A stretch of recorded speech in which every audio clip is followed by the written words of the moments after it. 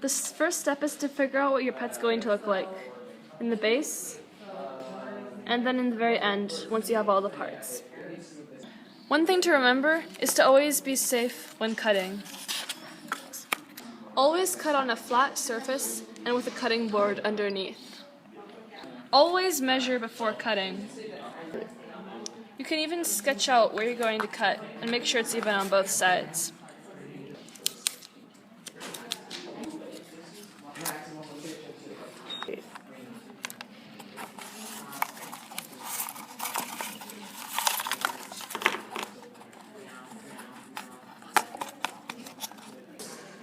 Now it's time for wiring and programming. The materials we need are our robot with both of the wheels in already, the hummingbird, the sound sensor, the power cord, and the USB for getting the program off of the computer. Make sure to put it in where it says motors right here. And so each motor needs 2 wires. So you put one in here and the other one in the second one.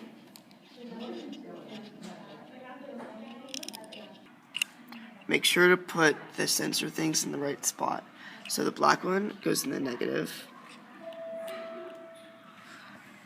The red one goes in the positive.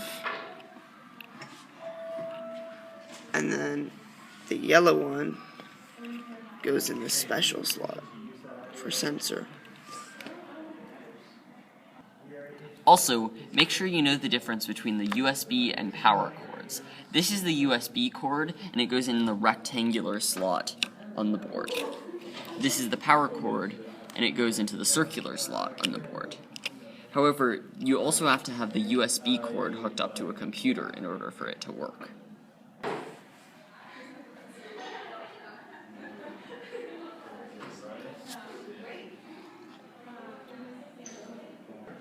So here's the code. So we have 5 different blocks.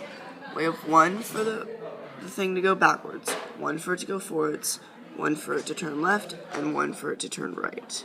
We also have one that combines all of those into one ginormous block that we call dance.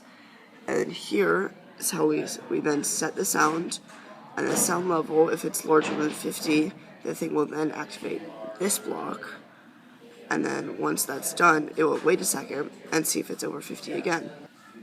To increase friction, put rubber bands around the wheels. Here's our final product.